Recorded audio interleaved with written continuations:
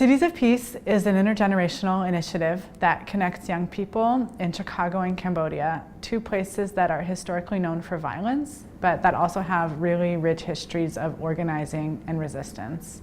And a lot of this resistance and organizing work is done by young people, people of color, queer, and LGBTQ young folks. We've brought them together through a collaboration between the Jane Addams Hull-House Museum and the Peace Institute of Cambodia.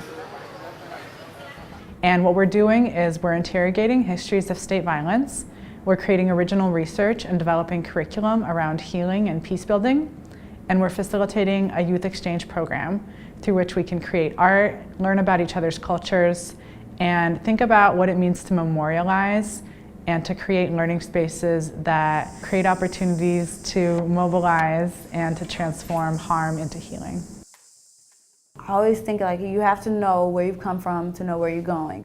We take what the problem was, what the problem is, and I think we try to form, like with science projects, we try to like form these hypotheses of what we could do to solve the problem, how we've progressed, and where can we go from here. It's helpful to be able to look at Chicago and then also look at Chicago in the Hull-House era.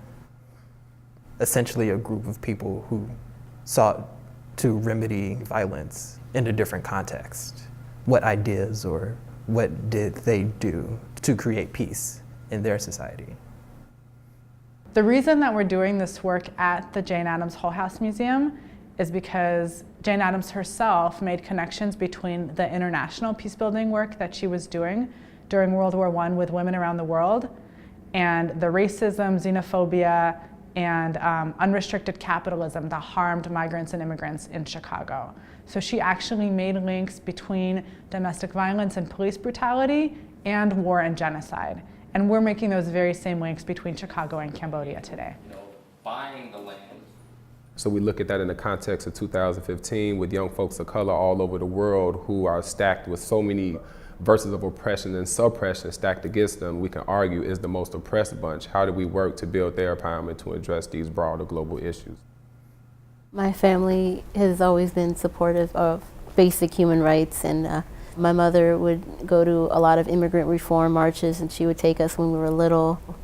And my sister got into this nonprofit organization, and she would go and she would learn about the different types of oppressions there were, rape culture, sexism, racism, and she would come home and tell me about it, and it sort of motivated me to learn about the same thing and try to bring down these structures that, are oppressing our communities.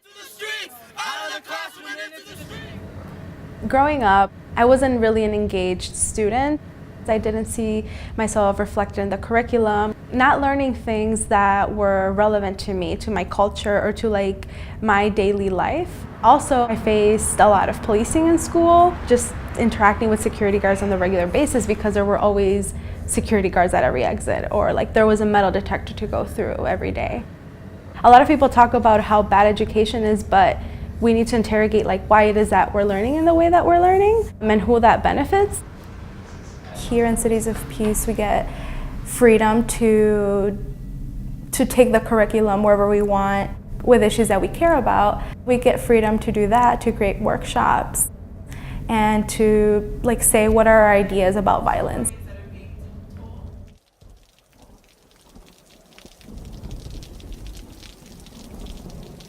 One to 3.5 million people were killed during the Cambodian genocide when the Khmer Rouge came to power between 1975 and 1979. Some refugees who fled from the Cambodian genocide relocated to Chicago and various other places in the US. Being Cambodian American and being part of the City of Peace program, it's very emotional because I know the history of Cambodia, but also not because I know about the history, but also being exposed to it firsthand. This is something that I deal with, starting from home. And as I'm doing research and stuff to know what my people went through, it's, it can get emotional because it kind of explains my mom and dad behavior and my dad absence when I was a kid. Why was he always working and things like that, right? I'm not mad at my family or my parents for doing what they did because they had to take care of us, but at the same time, I was very confused on who I am because I didn't really have any guidance like an older person to look up to or things like that. And there's a lot, it was like that for a lot of us. It is something so visceral with the migration stories that exist in our family histories. And even, I would say, a trauma that's associated with, having to be displaced from one land to another land. And, what's lost, what's preserved, what is forgotten.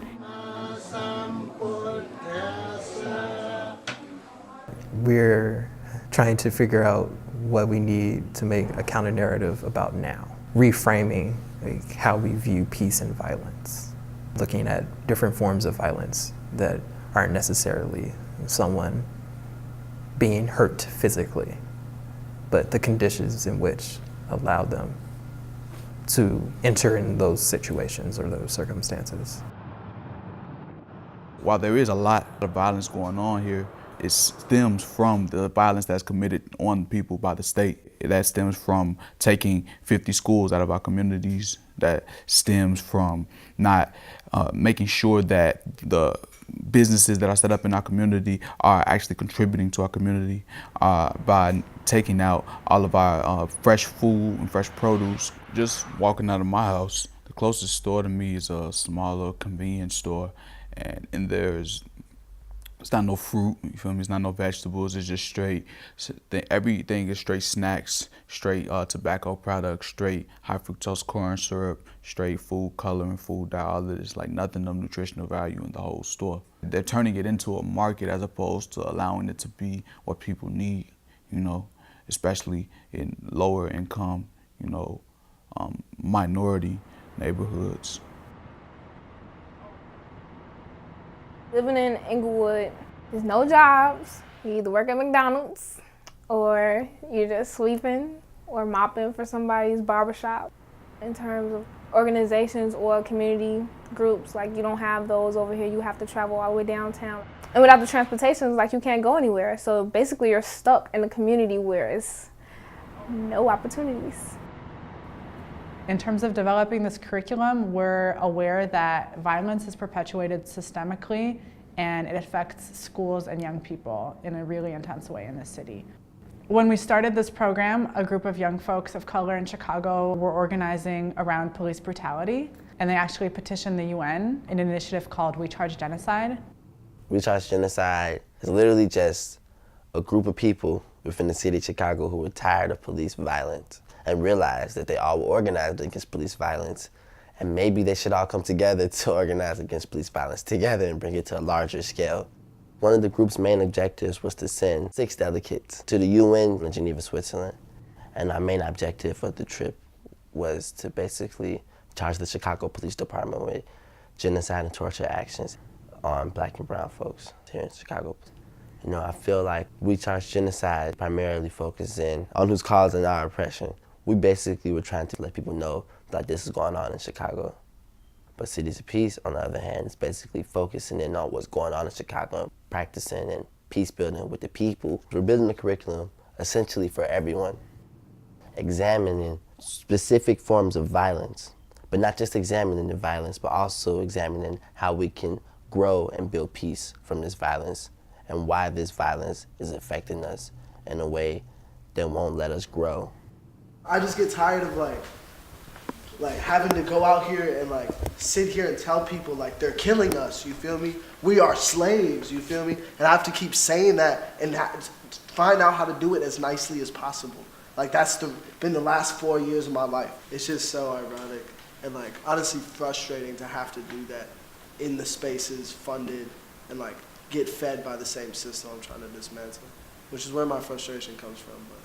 These are these battles that you deal with, right? Is that as long as you're living within a society, you have to figure out a way, not necessarily to maneuver within it, but how do you utilize and capitalize off what's in it to try to start building the things that you do want to see. I think a lot of times as we're younger and as we increase in age, some things change and life context has changed, so we look at things differently. But when you're talking about intergenerational trauma, intergenerational violence, these are shared experiences that spans across generations. So how do you work across these age lines to really address these issues that impact literally from the womb to the tomb? In order to create healing or to create peace and harmony, you have to break down the structural and interpersonal violences that people have, experienced. We need perspective from other community on how they handle their own struggle. This space that's thousands of miles away, what are they doing to remedy their iteration of violence? And what does peace look like for them?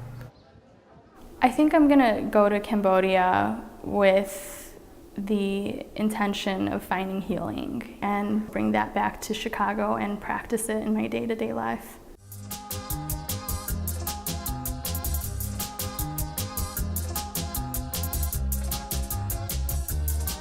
I'm scared to get on this plane.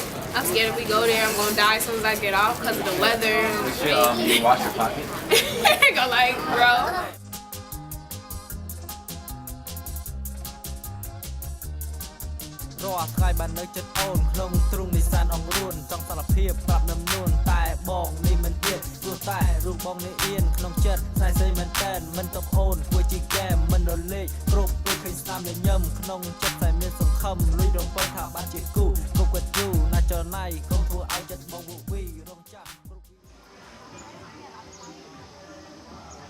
We are at the Tranquil Channel, and it is the place that we build the memory after the Khmer Rouge regime. Peace Institute of Cambodia has already worked here for many years, and they build a dialogue room, they build library and museum. And the program that we are doing right now, the Cambodian Peace Fellow from Phnom Penh and the Chicago Peace Fellow from America, and together we want to build peace in our world. That's why we are here. It is a little disturbing knowing that a lot of people have been killed and tortured. So it's been interesting to see how this community has responded. Looking at the process, we are working to empower communities. We talk about the past, but we also engage them actively, doing something in the present. And let's talk about what's real, right? Like where we at right now. So let's talk about Chicago, let's talk about Phnom Penh, right? Like what do we see? What did you say? Poverty. Impunity. Bias of the media. What did you say? Bias media? Bias. Oh, bias. Great. We have talked about consequences in America and in Cambodia. We learn from the true story, what is happening right now in America and what happening right now in Cambodia. For example, like human rights, anti-blackness, police brutalities, and all the things that I learned about from American Peace Fellow. And they share the things that I have never learned before, that I have never heard before in America. And we Cambodian Peace Fellow tell them about the current situation in Cambodia, for example, like human rights, and they know about this. To me, I think that in Cambodia there are a lot of problems happening in our society. We do not have positive peace yet. Injustice happen, and also corruption is omnipresent in Cambodia. I'm just looking at a girl riding her bike right now, and I just like,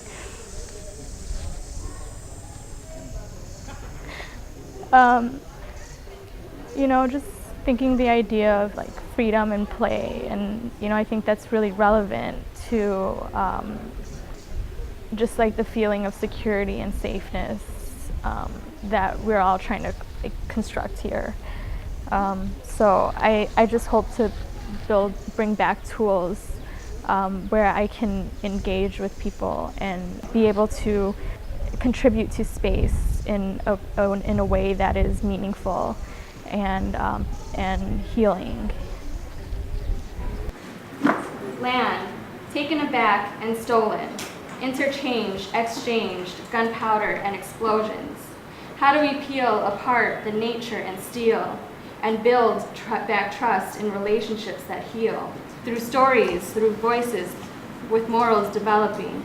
Sokapia Plochet, the road to my heart is not broken, but whole in our hearts, not taken apart for new starts, but built on our ancestors' shoulders, seeking out arms that will hold us, unfold us, into the dust, a nice, a new. Let's start the show and let actions do. I think Cambodian people are creative people before all. I mean, you can see it in the work of Angkor Wat or even the golden age of Cambodia back in the 60s, 70s, where the music and the film scene was really vibrant and it was huge, man. I mean, if you compare what we were doing in the 60s, 70s to the scenes, music scene, art scenes in other countries around it, around the region, I think we were pretty edgy. We got a lot of soul and we got a lot of creativity. We have, I mean, you can see it in our music, you can see it in the things that we do. It's there, man, it's in our blood. I don't think that we're good in, I don't know, I don't think we're good in business or in sport, I don't know, I'm not sure. But right now, so far, the evidence is that we're good in arts, we're good in culture, we're performers, we're singers, we're rappers, we're poets, we're illustrators, we're designers, we're architects, we're builders, and all that stuff, So, and this is what, I think this is what we should bank on. This is what the government should support, because this is what's going to take us to the future. And one example in Angkor Wat, people see Angkor Wat only to see the drawing, the statues and stuff, but Angkor Wat has this genuine irrigation system that was created to irrigate rice field and stuff. It's not only the statue and the beauty of the sculpture, no, man. There's a whole engineering around Angkor Wat that a lot of people don't see. So creativity, it's that. It's not only drawing, being able to draw to dance, it's also being able to bring about positive solutions to problems. The work that we're doing in Cities of Peace is to really lift up histories of resistance. So we're looking at the history of Hull-House and the Peace Institute of Cambodia, and we're also interrogating the lived experiences of our young folks who are activists.